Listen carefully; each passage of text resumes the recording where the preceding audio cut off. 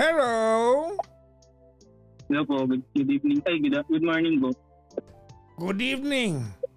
Magandang gabi. Hello po. Hi. Natutuwa lang ako kasi may caller tayong lalaki. Bibihira to guys. Oh. Actually, matagal ko. Nung 2022 ko pa po gusto tumawag kaso okay na. Huwag natin Tapos pag-usapan. 2025 ulit. Uy, Pero okay na. huwag natin pag-usapan yung mga nakaraan. Ay, sorry sir. Kasi ang kasunod niyan, bata pa ako, nakikinig na po ako sa ayoko na yan eh. Okay na yan. Actually, grade 3 pa lang po. Sa pusang gala talaga. Anong pangalan? Jeff po. Ha? Jeff po. Jeff? Jeff. G-E-F-F. Sabihin mo nga. Yung maayos. Jeff. Ganon. Jeff. Ba't ganon? Ba't parang walang singaw sa ngipin? Jeff. Jeff.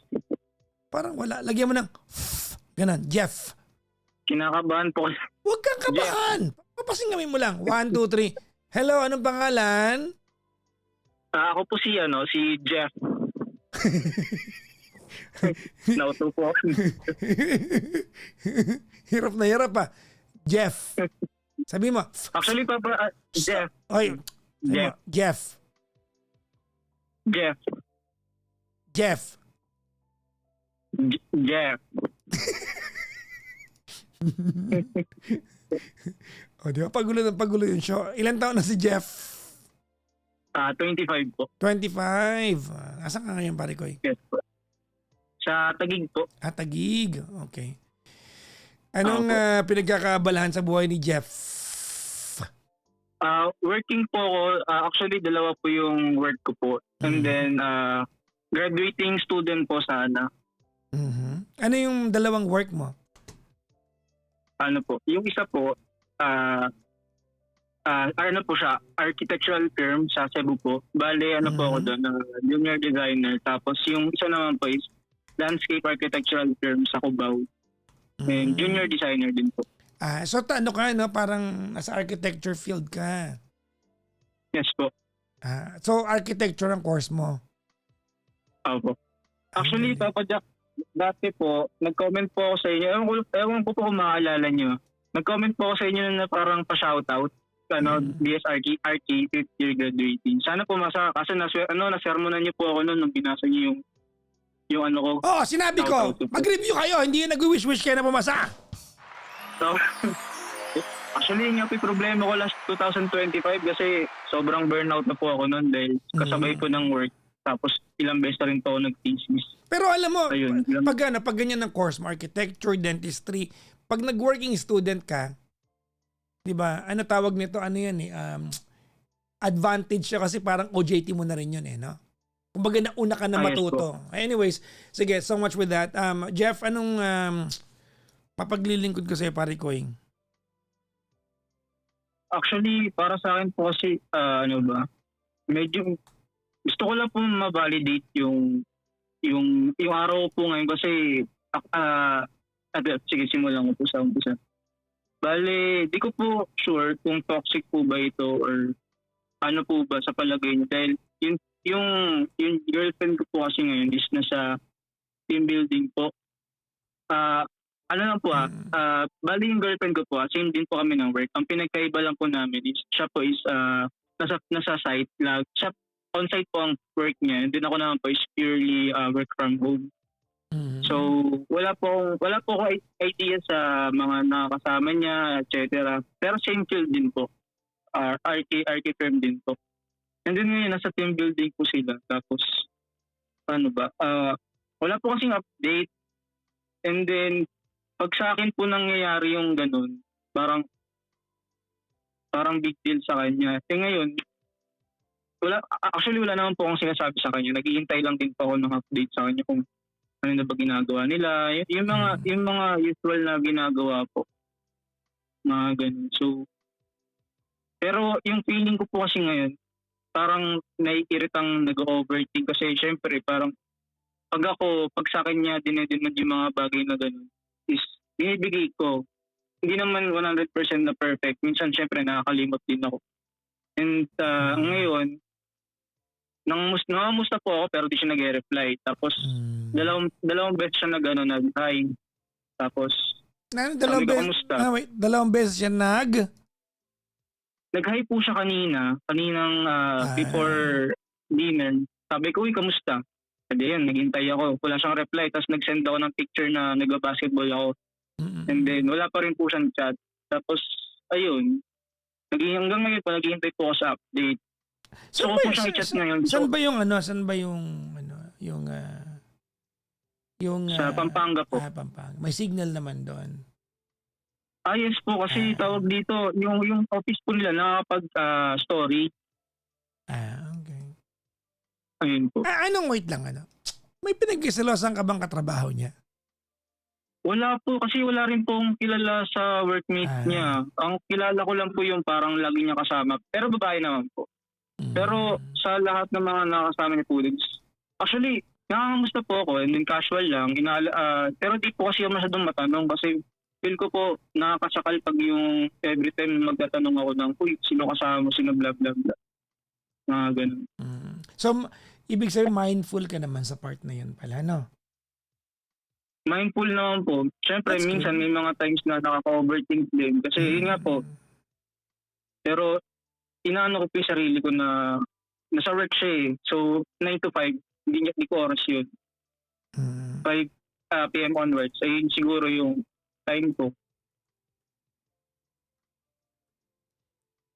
Sige lang. Ayun po. And actually, before po ngayong team building nila kagabi is medyo nagtalo po kami kasi hindi ko po alam na team building na nila ngayon. Pero may idea po ako na team building nila. Hindi ko lang po alam kung kailan. Tapos, syempre, parang nagtampo, nainis. Sabi ko sa kanya na bakit di ka nagsabi? Bakit nalaman ko na lang kasi tinanong ko na bakit di na lang tayo bukas umalis, which is ngayong Friday. Tapos biglang sinabi, ngayon bukas na yung lakad ko. Sabi ko parang, bakit parang di mo bakit di mo man lang sa akin sinabi sana nang hindi ko tinatanong kasi wala na po ka-idea kasi last month kailan po sa akin sinabi na may team building siya. Like one time lang po. Di na po na ulit. Kaya siguro gawa ng busy, nalimutan ko na rin po. Okay. Tapos, ayun po. Wala. Siguro, sobrang bored lang po dito kasi araw-araw lang po ako nasa bahay. And then siya, bye-bye na ako kasama. Tapos, alam niyo po yun. Though, feel ko naman po, naman po siya kilala ko naman po siya na, syempre, may respeto sa sarili, may dignidad. Pero nakakatampo lang yung part na pag siya nagde-demand, binibigay ko. Pero pag yung ngayon na porket di ako nagtatanong, di siya nag-chat. Wala naman po sa kasi ako ina-expect ko po na syempre dinner 8 p.m. hanggang 10. Tapos may mga palaro. Tapos syempre 10 to 12 inom-inom. Alam ko naman po yun kasi kasama po yun. Pero yung bang parang isang chat lang, uy, eto, umiinom kami. Tapos okay na po yun. Okay na po sa akin yun kasi alam ko na po mangyayari yun eh. Ayun po. Okay. Wala.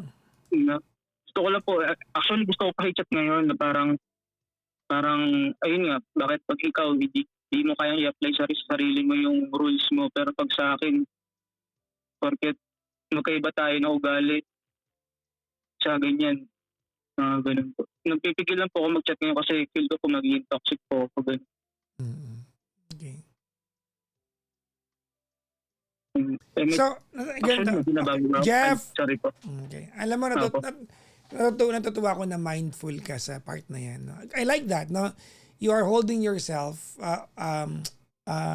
dun sa, kumbaga nag-hold off ka dun sa sarili mo para wag siya matoxican sa'yo. Natutuwa ko dyan. No? Kaya lang, wala na masyadong magtanong eh. Musta ka, anong ginagawa nyo? Hindi naman nakakababa ng pagkatao yan eh. Ang problema kasi sa kwento natin, Jeff, iniinis mo sarili mo. Nagbibilang ka ng oras kung kailan kanya maaalala na in fact, ikaw naman mismo nagsabi na pwede mo naman siya i-PM eh. Hindi ka lang nagpi-PM eh. Nag-aantay ka lang eh. Paano kung halimbawa, inaantay ka lang din niya pala na magtanong? Ayun po. Nag-chat po kasi ako sa kanya kanina. Kaninang siguro 1 hour or 2 hours before. Mm.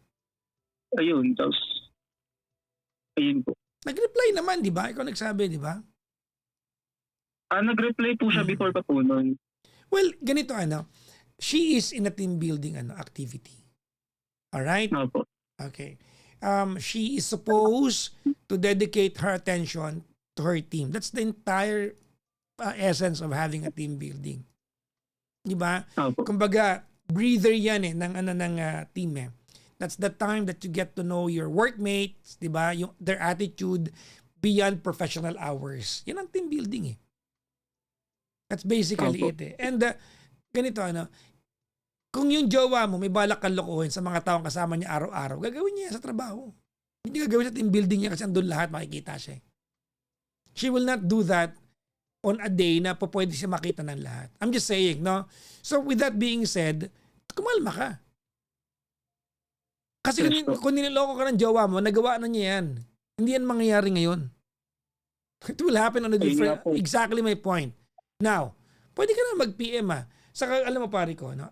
If there's one thing na gusto ko dito, I like it. Kasi natutuwa ako na mindful ka. Papa Jackson, ayoko maging toxic. I like that. Pero ang ending, binabaliw mo yung sarili mo. Yun nga po Diba? Pabayaan mo siya mag-enjoy. Sa team building ngayon, sabi mo ka na balak kong mag-text, sabihin sa kanya na, bakit pag ako, hindi mo i-apply sa sarili mo yung hinihingi mo sa akin, tama? Yes po. Pwede mo naman sabihin yan, wag lang ngayon. Kasi sisirain mo yung araw niya Diba? Sige po. Ang pwede kong gawin ngayon, Jeff, para kumalma ka, ito seryoso to Ready ka? Ready po. Ibibigay ko sa iyo yung profile ni yung unang caller natin si Sue. Magkwentuhan kayo, magbaliwan kayong dalawa. Pinakikinggan ko nga. Baka kunin niya po yung account ko Pareho kayo Di ba? For no reason at all. Nagigets ko yung kapraningan mo. Siyempre normal yan, uncomfy ka, di ba? Uncomfortable ka, tama? Opo. Kasi yung jowa mo, di ba, nasa malayo. But at some point, you have to trust your girlfriend's independence to take on the world because you will not always be by her side. Yes po. Oh, you will not always be by her side. You have to allow her, diba, to take on the world on her own. You cannot always save her. You cannot always be there for her. That's the bottom line. Opo. Are we making sense? Yes po. Actually, yung problema ko lang po talaga ngayon yung kalaban ko po yung utak ko Totoo naman. Kalaban mo yung utak mo, no? Yes po. Kaya para hindi mo na makalaban yung utak mo, gusto mo ba nung number o kaya profile ni Sue? Kwentuhan kayo. Kamustahin ko na lang po pala yung girlfriend ko. Ha? Kamustahin ko na lang po pala yung girlfriend ko, okay na po. Okay na po ako doon. Oo. Bakit mo, alam mo yan ang problema binabaliw mo yung sarili mo na nag-aantay ka, pwede ka na mag-PM Magano ba kahirap yun? Kung hindi nag-reply, baka busy. Sa team building Baka nag-i-enjoy. Baka nag-i-enjoy at hindi masama yun. Kaya sila nagpunta ron para mag-enjoy. Yes po. Lamay ba yung pinuntahan nila para dapat magluksa sila? Hindi po. Ay, ano ba yan? Ba't ko tinanong yun? Ano ba yan? Papadyak, tanong ko lang po. Balik po ba yun na sabihin ko sa kanya na hindi ba mahirap mag-chat ng kung ano lang ginagawa nyo? Kakasabi ko lang sa iyo Pwede mo naman sabihin yan. Kasi valid naman na may ganyan ka nararamdaman. Wag lang ngayon. Huwag sirain yung araw niya. Okay po. Diba? Because if you do that, you will be wrong. Ikaw yung magiging mali. Kasi sasagutin ka lang yan, ano ba? Ano ba, Jeff? Sa team building kami. Ako nakatoka sa pagkain. Nag-asandok ako ng pinakbet para sa lahat. Kasi toka-toka yan Opo. Di ba? Baka siya nakatoka sa food, baka siya nakatoka sa pagkain, baka siya nakatoka sa snack. Kasi ganun pag team building, di ba? Kanya-kanyang toka. Yes po. Jeff naman! Ay, Well, anyways, kung marinig niya itong kwentuhan natin, anong mensahe mo sa kanya? ano po, siguro maging real talk na nakakainis, nakaka-overthink kasi hindi naman 'to yung usual na ginagawa natin, pero siguro ang tanging panghahawakan ko ngayon is tiwala kasi Wow! wala namang may alam. Wow! Coming from you, Tiwala. Galing. Galing. Ayun po. Mag-usap kayo ni Sue. So ayun, kasi actually wala rin namang ibang nakakaalam kung ano ba ginagawa mo dahil lang may alam lang kayo. So ako dito as boyfriend mo, siguro try. Hindi ko babaliw yung sarili ko ngayon. Basta, kasi ako, kilala naman kita eh. Ilang taon tayo magkasama. So, tingin ko naman is, wala kang ibang ginagawa. Pero sana lang na next time, sana yung rules natin na, for example, yung rule na dinedemand mo sa akin is somehow, kaya mo rin siyang i-apply sa sarili mo para, kasi ang hirap din ng ganito na nag-overthink. Kasi, wala kasi ako idea kung sino yung mga kasama mo eh. Malibad lang dun sa isa. Pero ayun, ingat ka dyan. Mag-enjoy ka kasi deserve niya dahil ang hirap ng mga pinagagawa natin sa buhay. Matapos mo sabihin niya mga yun, mag-enjoy ka. Para medyo makabawi-bawi. Ayun, ingat ka. Enjoy ulit. Love you. Siguro miss lang din kita.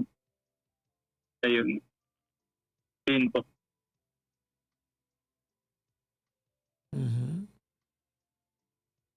Ayun po, Papa Jack. Anyways, Po. Ay, hindi nga po sana ako tatawag pero wala po kasi ako talaga makausap. Ayun, at ito off topic po. Dati po nung grade 3 ako, Papa Jack. Okay na. Grade 3 ka niyan eh. Nung grade 3 ka, grade 6 lang ako. So okay na yan. Jeff, okay na yan, Jeff. Ha? Okay na yan. Anak pero may tumatakbo sa line nyo. Hindi, okay na. Ano yan? May rotation po kayo na tumatak sa akin. Ano yun? Sorry, medyo censored po to. Ano yun? Ang pride parang panty. Pag hindi mo binaba, walang mangyayari. Hindi ko quotation yan. Nabasa ko lang din yan. Matagal na yung quotation na yan. Hindi sa akin galing yan. Ayun po. Ayun po yung lagi yung sinasabi nyo nun eh. Si Kuya Chico nagsabi nun. Pag mga ganyan, mga may mali-mali siya, si Kuya Chico yan. Matagal na po. Actually, matagal na po. Tuwing gumagawa po ng thesis, nag-work. Ay, actually ngayon, nasa pangalan po ko, June 27 na live nyo. Hinahabol ko po yung live nyo ngayon. Doon ka sa manood sa YT? Ayun din po, pag di na po kayo naka-upload, for example, bumabiyahe po ako, sa YT po ako nanonood, dina-download ko po yung mga records nyo. Anyways, Jeff, mag-ingat ka ha. Maraming salamat for having this conversation with me. Papo, thank you po. God bless po. Ingat din po. Bye-bye, Jeff. Sobrang thank you po.